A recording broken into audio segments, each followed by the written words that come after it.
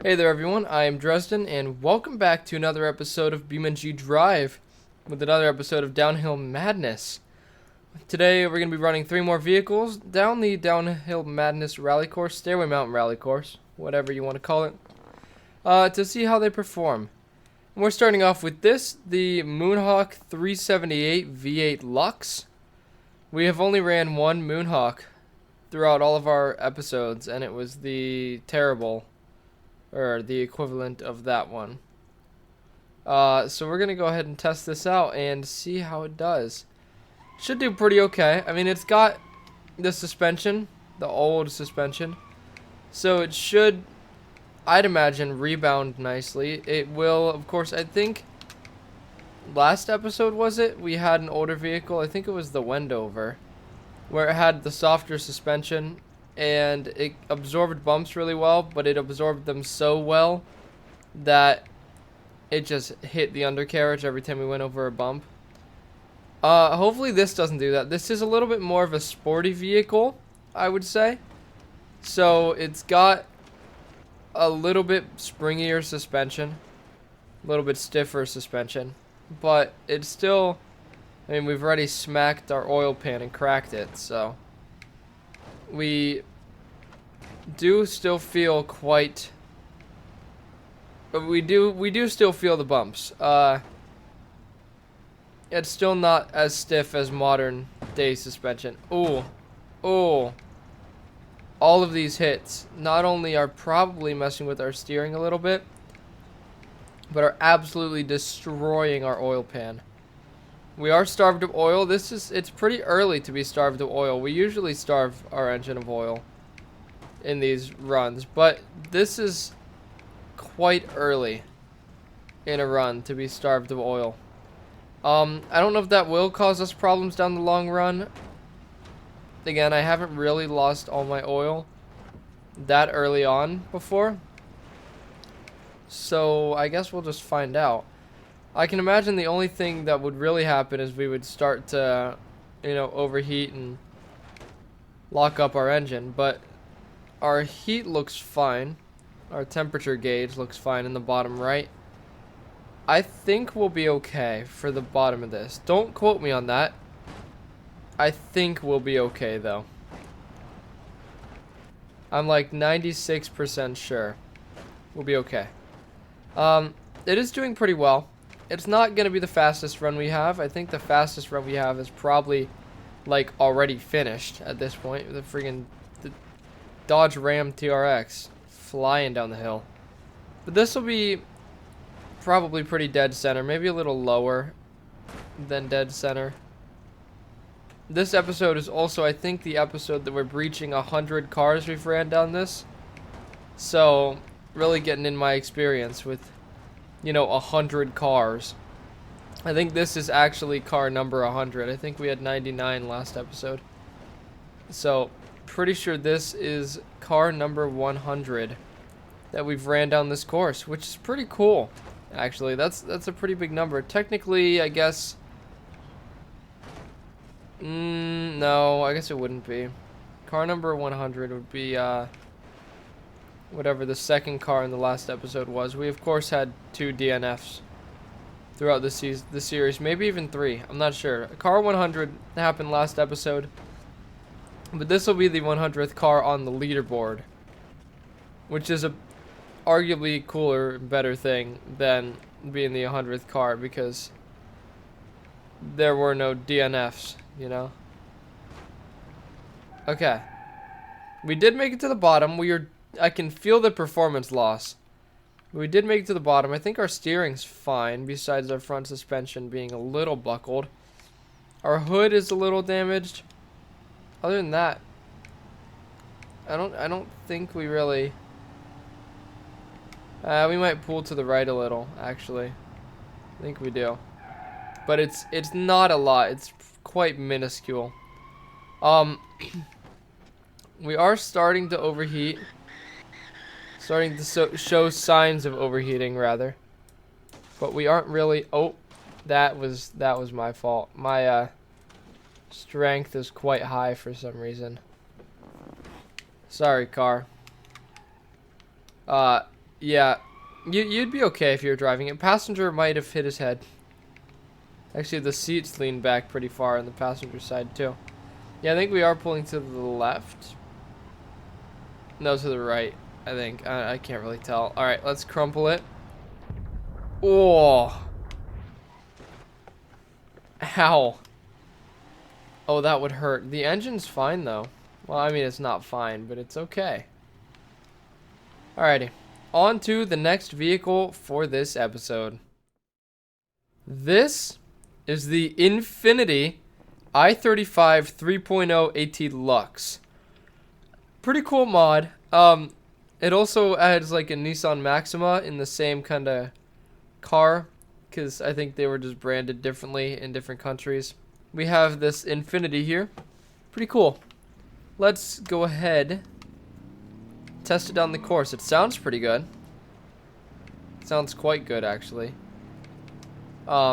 And it does have some speed behind it. It does not have a electronic stability control. Does have anti-lock braking, which is good. It's not old enough to not have anti-lock braking, which I appreciate, because cars without anti-lock braking I tend to have an issue with. So I'm glad that this has it. Do a little handbrake turn there. I don't generally do handbrake turns, but if I feel like I can, I will. Alright, that was a little rough. We might be pulling to the side a little, but overall we should be fine. It's really hard to oh wow, that was cool. I don't even think we really lost a lot of time in that roll. That was just cool. It's quite hard to commentate while trying to drive really well. I'm in full-on race mode. I want this to get... Oh, we did it again. I want this to get a good time. And it's hard to concentrate. I also don't know why it's rolling so much. I guess suspension, it's a little top-heavy, which is really bumping up that rollover factor, you know? It is front-wheel drive. That doesn't really seem to be too much of an issue, but it is. It is front-wheel drive. I don't know if there's been a super easy way to see that. I mean, I guess when we rolled over and hit the ground, the front wheel spun a little. That would be the only really easy way. Uh-oh. Okay, we did not roll back over nicely from that one. I was trying to do, like, really well with it. Trying to, you know, enter, like, professional rally mode. And, it's not the easiest to control over the bumps at high speeds. I will say that. If it's not evident now, I will say it. Hard to control over bumps. I don't know if that's the front wheel drive nature of it. I don't know if that's just the car, if it's super top heavy, if it's the sporty luxury suspension. I don't know what it is, but hard to control over the bumps. Now we are pulling to the left fairly hard. Which isn't a huge problem, but it is a problem. I don't think it will really cause an issue, though. I think it'll just be more of a annoyance, but nothing too bad, nothing too serious. Just kind of annoying. I just have to keep tending to it, but I can do that. It's okay. Yeah, this is going pretty well. I mean, this episode in general feels like it's going to be a short one. In the grand scheme of things. It depends on what vehicle I pick next, I guess, but in the grand scheme of things, it feels pretty smooth, pretty short of an episode. And we made it to the bottom. There it is, crossing the line. So, we rolled over a total of 3 times. It sounds like a lawnmower. I just realized that. Engine's knocking a lot. That's not good. Yeah. Definitely a little worse for wear. Rear end looks almost perfect, but the front end is, well, it's not perfect. Not by any stretch of the imagination. I don't think we're pulling to the left anymore, but I think that's because we just hit a bump at some point so hard that it fixed it. Uh, now our bumper's hanging off. Oh no, I just dented the car. The pristine vehicle has been dented. Let's go ahead and run it into a wall. It's a new thing now. Oh! How? You would be dead. You'd be gone. Steering wheel in your chest.